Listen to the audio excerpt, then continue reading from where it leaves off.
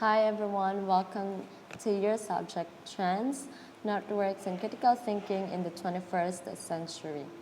Now, before we proceed on discussing what trend is all about, let's first identify the things that you guys are expected to learn out from this discussion. So first, you are expected to learn the process of identifying a trend, differentiate a trend from a fad, and also learn the elements and characteristics of a trend. But before we proceed in discussing all of those, let's first reflect from these guide questions. First, what period do you like the most? So ako, personally, the period that I liked the most was during my childhood days. I feel like, unlike kasi ngayon, we have to compete with the fast pace of the world today. Kailangan nakapag-post ka sa feed mo, sa IG account mo, or your Facebook account, in your Tumblr account. But unlike that, we didn't have all of those. Chill lang. We could just go out and play with our friends. Unlike ngayon, it feels like we have to be competing with everybody. You have to post new stories in your IG and Facebook and even in Twitter. Otherwise, you will be outdated. So see, it's quite a difference in the era, and it's something that I personally miss today. Next, what were the changes in the standards of beauty in the Philippines for the past 100 years? So ito, there's been quite a revolution. There's been quite an evolution, a transformation in the way that we define beauty. There's been quite a change in how we see beauty. Dati kasi, it's limited with our appearances. Kung matangos ang ilong mo, kung singkit ang mga mata mo, if you have the heart-shaped lips, maganda ka. If you have fair skin tone, maganda ka.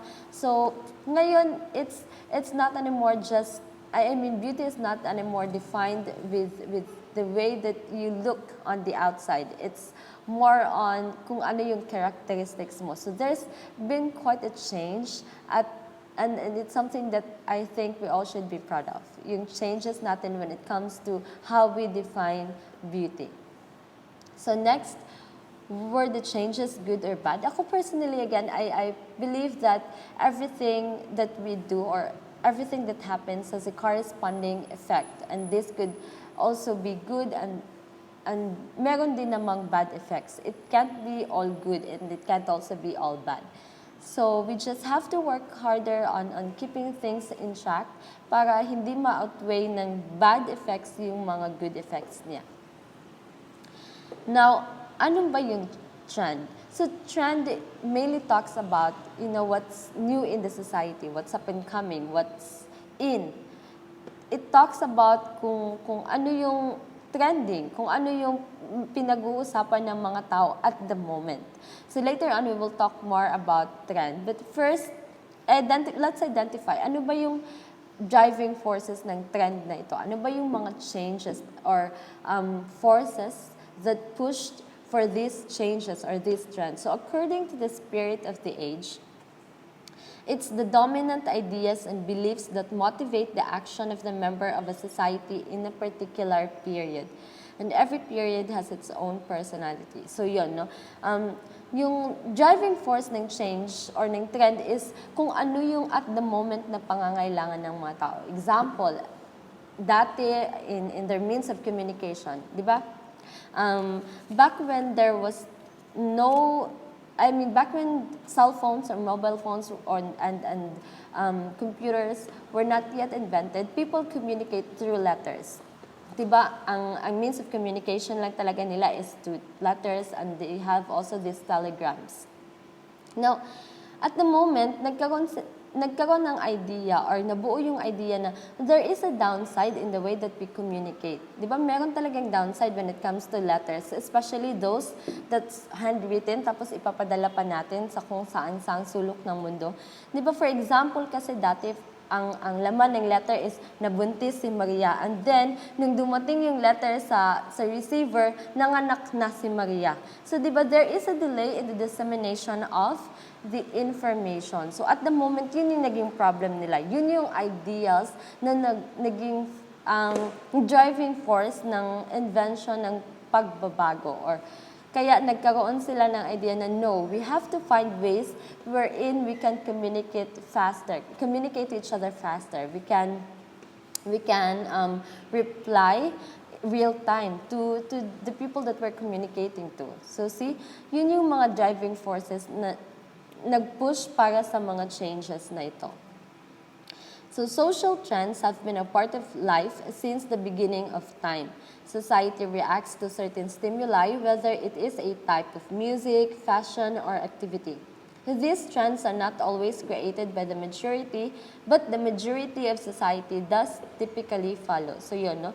Ever since the beginning of time daw, meron na talaga yung trend. Kasi nga, ito yung trend is equivalent to changes kasi in the society when it comes to our needs. So, yung trend, hindi naman siya necessarily that's made by a group of person. Pwedeng isang tao lang ang magpasikat nito and then everybody else will follow. So long as feel ng mga tao that there is an equivalent impact in their daily living. So trend is a behavior or new way of doing things and it has a big impact in our society. Yun nga, kakasabi lang natin. It is a sequential pattern of change in a condition, output or process, or an average or general tendency of a series of data points to move in a certain direction over time, represented by a line or curve on a graph. So yun, ang sabi nga, di ba, trend is a way of doing things that has big impacts or will make commendatory contributions in the society. So the process of identifying a trend is trend analysis, trend spotting, and trend spotter. So first, trend analysis is the widespread of practice of collecting information and attempting to spot a pattern or trend in the information. So yun, trend analysis, kaya nga yung sinabi natin kanina, for example, na yung trend at the moment is yung situation is people wanted to communicate real time. People wanted to be able to respond to somebody real time. So yun, that's trend analysis. You're collecting information from people. Kung ano ba yung at the moment na problem nila that needs a solution. Kasi yung trend, it's foreseeing.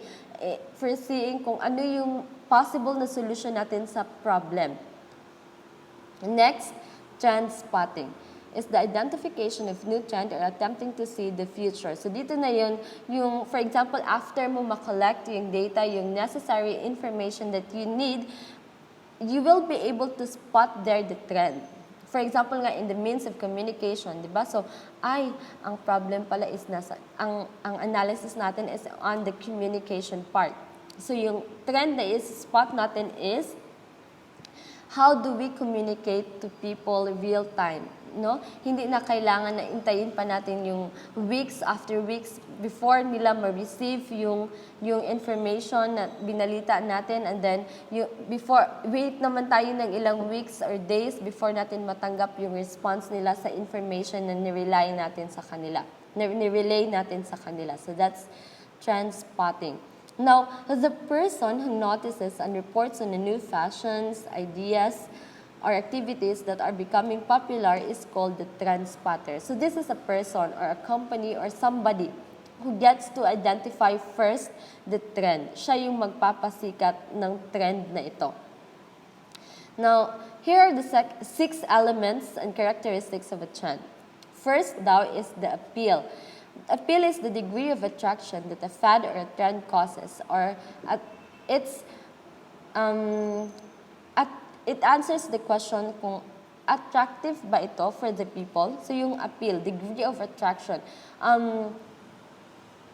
Does people take a second glance after seeing it? Kana ba, paglingi ni mo mulingi na sad ka otro kasi it caught your attention. The appeal is the degree of the attention. Is it worth the second glance or is it worth a second thought? Yun yung appeal ng trend. Next is the result, pertains to the impact of a fad or a trend, ability to produce a sustainable movement of change, publicity. Result, Di ba? Ano ba ang impact nito sa society? Ano ba ang contribution ng trend na ito sa society? Next, the scope, extent of influence of a fad or trend. Scope, ano ba ang lawak ng trend na ito? Sino lang ba ang makikinabang sa trend na ito? Will everybody benefit from this trend or a certain group of people lang yung target ng trend na ito? So that's your scope. Support, structure that enables a fad or a trend to be sustainable. Next, sustainability, length of time that a fad or trend can continue to exist. Sustainability, gaano ba katagal gaano ba katagal mag-exist ang trend na ito? Will it be short-lived or will it be for long term? 'Di ba parang relationship lang, dali lang ba ni, pang months lang ba ni or pang matagalan na? So that's sustainability. Value, utility or usefulness that can be derived from a fad or a trend. Ito yung, ano ba ang gamit ng trend na ito? Ano ba ang usefulness ng trend na ito? Is it something that we can use in our day-to-day living or kani ba siya in passing lang? So that's the value of a trend or a fad. Now, here are the top 10 current trends on the internet. First, everybody is, I'm sure, familiar with this, the selfie movement. The front-facing cameras on our smartphones change the way we take pictures, and social apps change the way that we share them. Convenient to share selfies that helps countless photo editing apps available, making it a breeze to enhance your snaps before you share them. So I'm sure everybody went through this phase, yung selfie movement. Tsaka, up until today, everybody is hooked with this. Diba? It quite made an impact or a difference in the way that we share our photos. Before natin siya i-post sa social media accounts natin, and because of selfie movement, nagkaroon or nag-open ito ng avenue wherein nag-boom yung mga photo editing apps. Diba? Kasi before natin pinupost yung selfies natin, we edit them. We put filters or other accessories that we can put in a picture. Next, news break on social media first. Ito totoo. Traditional media is now too slow. If you want to access to the latest news as fast as possible, Facebook and Twitter are your best options. Social media has changed the way that we consume news and stay updated on what's happening in real time. Of course, the problem with such quick breaking news is the issue about fake news. So ito din, no? Kasi nga, di ba, yung traditional form of media, parang medyo slow na talaga siya kasi everybody has access to internet. So, you can post news in your social media accounts na hindi pa na-flash sa TV or hindi pa nagfa-flash sa radios. So, for example, you are riding on a bus on your way to work or on your way to school, tapos nakalabay mo merong accidents or may nagbanggaan. So you can take pictures and then you can have it posted and there's news. 'Di ba? Naunahan ng social media yung mga televisions and radio stations natin when it comes to disseminating news.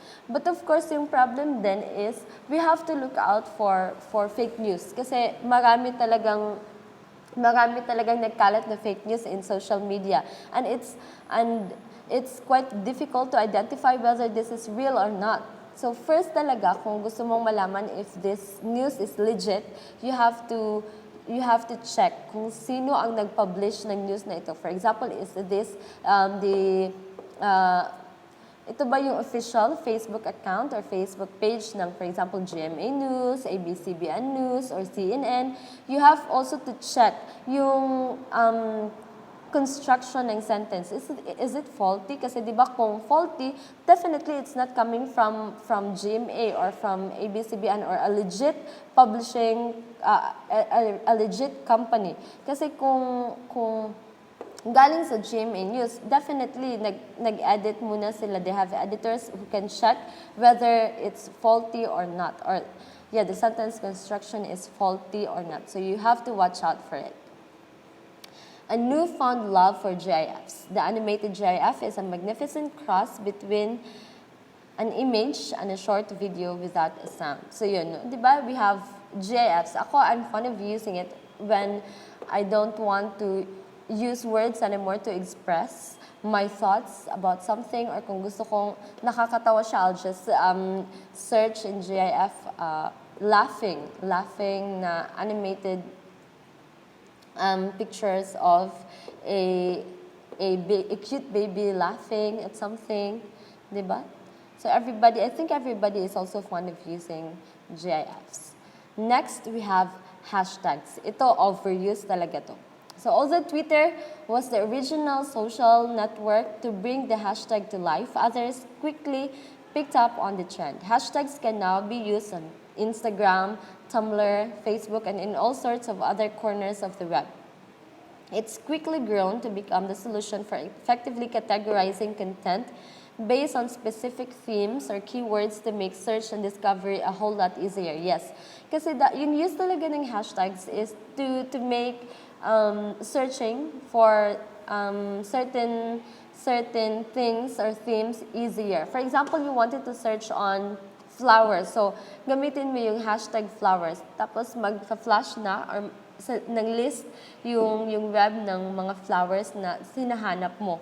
Pero ngayon kasi, hashtags are overused. Like, pataka-taka na lang yung mga tao pag use ng hashtag. Like, hashtag laughing, hashtag brown, hashtag yung mga senseless na ng mga hashtags.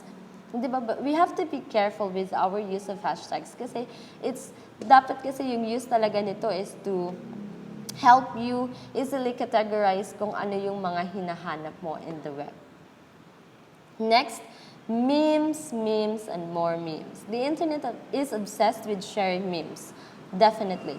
The viral power of ridiculous memes is undeniable. We can't get enough of them. And there are tons of meme generator tools you can use to create your own and contribute to whatever's most popular at the moment. Ito, everybody is crazy about it, yung memes, no? Pero sometimes lang, I personally don't like it when people are too reliant with memes. Kasi sometimes also yung memes medyo mean and cruel siya. Especially for those na ginagamit yung pictures nila without their permission. Diba? So it's a bit, maraming downside talaga yung memes for me. Although it's very funny. Sometimes it's very funny talaga. But, so I also can't do away with the temptation of using memes and laughing from different memes. Kaya lang sometimes maiisip din natin na how about those people whose pictures are used in memes? Ano kaya yung nafe-feel nila? Are they happy about it? Do they laugh about it? Or do they feel insulted with their pictures being used in memes? Regular people turned internet famous. It's obvious social media has opened new doors for people to showcase their talents and attract online fan bases. For many now, famous celebrities starting out by putting their stuff online was really the only option. Today, all kinds of mainstream actors, musicians, bands, comedians, and more owe their success to the openness of the web, including major entertainment-based social networks like TikTok and YouTube.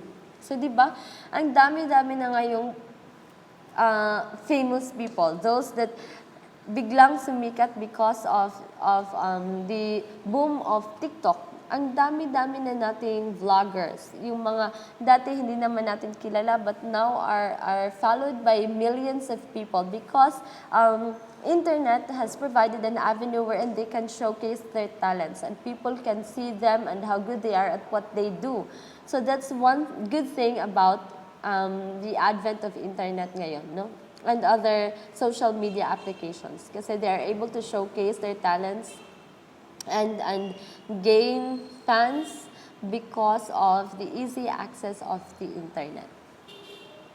Cloud streaming of internet media. CDs and DVDs is now obsolete because of unlimited access to all our entertainment needs through services like YouTube, Spotify, and Netflix. And we also have iFlex, Viu, and Hulu. No, ang dami-dami. There's no need to have a hard copy or digitally downloaded copy of everything when you can stream what you want from the cloud for one small monthly subscription fee. No, yun. So, dati it's like you have to go around and look for CDs and DVDs for movies or musics that you want to listen to, and you have to have a hard copy of all things. Pero ngayon, it's, this is one thing that's amazing about technology today. I mean, everything is given to you like it's everything is almost spoon-fed to people. You don't have to exert that much effort kasi you can just click one, tap here and tap there, and then voila, ayan, nasa yun na kung ano man yung hinahanap mo in the internet. If you wanted to watch a new movie, go to Netflix. If you wanted to watch Taylor Swift's song, go to Spotify. If you wanted to look for movies or other music videos, you can go to YouTube. Diba, ang dami-dami ng pwedeng pag-accessan ng things and music and movies that you want to watch and listen to. Oversharing on social media. Most of us recognize how bloated the social networking experience has become, with so many sites and apps out there promoting huge friend or follower numbers, constant engagement, and never-ending streams of content sharing. Oversharing has become a big turnoff for many internet users, which is why apps like TikTok and Instagram have popped up to bring a more intimate and minimalist experience. Di ba kasi dati when it's just Facebook, feeling mo kapag share a post ka sa feed mo, it's like you're oversharing. Lahat na lang na post mo na. So, kaya nagkaroon ng Twitter. So, you can just tweet little things and anytime, parang tweet ka lang ng tweet and nobody will be telling you you're oversharing because that's what Twitter is for. If you wanted to post pictures here and there, pwedeng sa Instagram, hindi na kailangang i-post mo pa sa Facebook. You can have it posted in your Instagram account. There, nobody will tell you, oy, sige, makapost sa mong picture. Oy, because Instagram is where you are expected to post all of your pictures. If gusto mo namang mag-post ng videos mo about anything and everything, you can have it posted in your TikTok accounts. Diba? So, because of users in Facebook feeling like everything, their experience rather in Facebook has become bloated, nagkaroon ng avenue where other apps have popped up so they can cater our needs, di ba? For example, kung kailangan mong mag-vent, you can have it posted in your Twitter. Hindi na kailangan sa Facebook. So those who didn't want to receive or see in their feeds your unending or your floods of feeds coming from you can have it posted in Twitter, di ba? Hindi mo na you won't be receiving any comments like, for me man siya post, oy, di ba? So see, that's one good thing about different social media applications today. Cryptocurrencies, more modern way to create and exchange values. Bitcoin, the decentralized digital currency that started turning a lot of heads in 2013 as more people got involved with mining, trading, and spending it. Bitcoin has its fair share of problems, yes, given that it isn't overseen by a central authority, but that hasn't stopped its growing popularity. As a result, countless other cryptocurrencies have popped up over the web, some which seem almost too ridiculous to be real. So, One downside of Bitcoin kasi it's not overseen by the government. So, ang dami-daming scammers. So, you actually have to be very careful with whom you invest your money. Kasi, baka yun, mas-scam ka. So, you have to be careful with it. Next, Wi-Fi enabled home gadgets and appliances. As the Internet of Things becomes more mainstream, we're starting to see a lot more gadgets and household with objects that comes with Wi-Fi enabled features. Someday our entire homes and cities would thrive in a connected network where every device, machine, and thing can communicate with one another to perform the automate task. No? Halos lahat na ngayon, there are plenty of appliances that has Wi-Fi enabled features in their homes. Kaya parang easy access na lang talaga. No? Everything everything can be done conveniently, no? We don't have to exert that much effort anymore, unlike dati. Now, ano ba yung difference ng fad sa trend? Now here, let's define what fad is. So fad is something that people are highly interested for a relatively short period of time. An intense and widely shared enthusiasm for something, especially one that is short-lived without basis in the object's quality, a craze. Yun yung pinaka-definition talaga ng fad is, it's a craze, it's short-lived. Parang, it's a spur-of-the-moment kind of thing. Yung, at the moment ka siya kay sikat good, so I have to have this. But it does not have a long or a lasting impact in our society, unlike trend. Kasi yung trend, di ba, ang definition natin is something na naglalast long. So, yung fad, this is the opposite of the trend. It doesn't last long. It could last a couple of months, probably, pero hindi talaga kagaya ng trend na it's something that people are gonna benefit from for a long period of time. So fad is a product that has little of no use, but it's characterized by a quick rise in sales and popularity, followed by a quick decline in sales and popularity.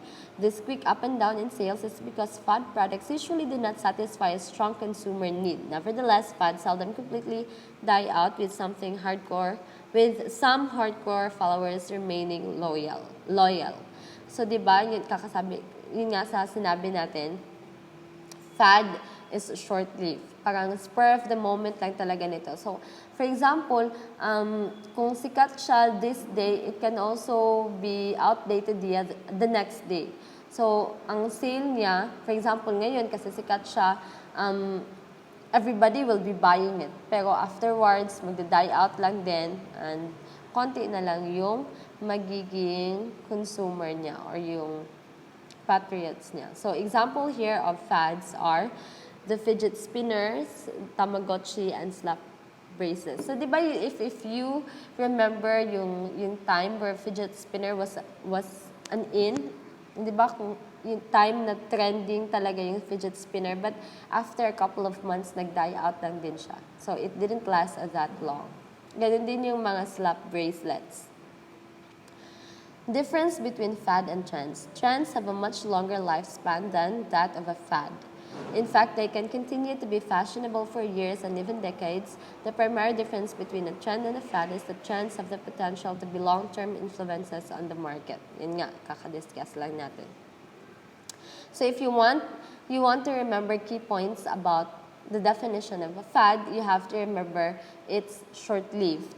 Pag trend naman, it has a much longer lifespan.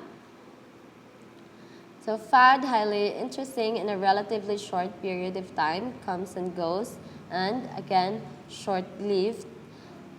So fad here actually helps to predict a trend. Example, in the late 80s and early 90s, yung fad is the boom in the computer industry. Di ba? So, parang, it's a craze. Nagkaroon ng boom in the sale of computer kasi everybody wants to have it. That moment, everybody is in need of possessing a computer. Parang kailangan talaga may computer ako so that I can be up to date. Pero yung trend niya is taking computer-related courses such as computer science or information technology in tertiary education. So yung trend niya, yung lasting impact niya is people taking up courses that has something to do with computer or computer-related courses. Yun yung trend ng fad, which is the boom of the computer industry. So elements and characteristics of a trend: appeal, yung degree of attraction. So sa fad, easy to get, makes people feel better, does not deviate much from the general or status quo. Same with trend. Easy to get, makes people look or feel better, does not deviate from much general norm or status quo. So yung result again is the impact, ability to produce. Sorry about that. So impact, ability to produce a sustainable movement or change. So yung the result of fad is hyped or advertised, usually by media, dependent on marketing. People tend to forget about it. But yung trend endures with or without publicity, continues for a long period of time with or without the aid of advertisements. Kasi nga, it caters to more of the daily needs of the consumer. Kaya nagkakaroon siya ng mas matagal or mas nagtatagal talaga yung trend kaysa sa fad. Next, we have value. So value is, again, our utility or usefulness. Yung fad limited only to areas where it is directly related. But yung yung trend, different areas which may or may not be related. Yung value or yung usefulness ng ating trend. Now, let's try this. Aldab. Ano ba ito? Is it a fad or a trend? So, this is an example of a fad. Diba? Parang yung at the moment talaga back in, I don't know, when was that? 2016 siguro. Everybody was crazy about Alden Richards and Maine Mendoza. Yung fandom nga nila is named Alda. But as time goes on, nag-fade away yung craze and then it died down. And well, yung mga naiwan na lang is yung mga diehard fans talaga nila. Next, cellular cell phones. So see, we can see here the evolution of what cellular cell phones look like.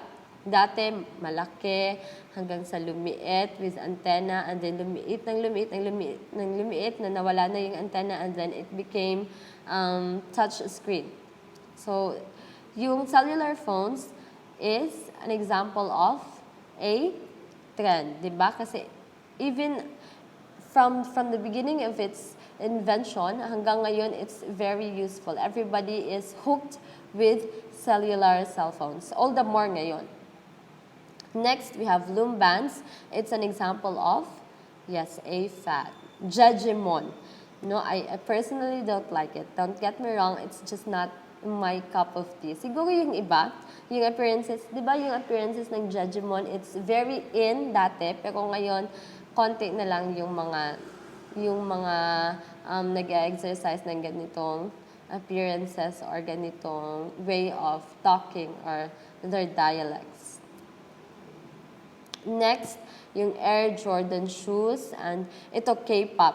It's still hard to tell whether it's gonna be a fad or a trend. Kasi so far, boom na boom talaga yung K-pop, not just in music industry but also sa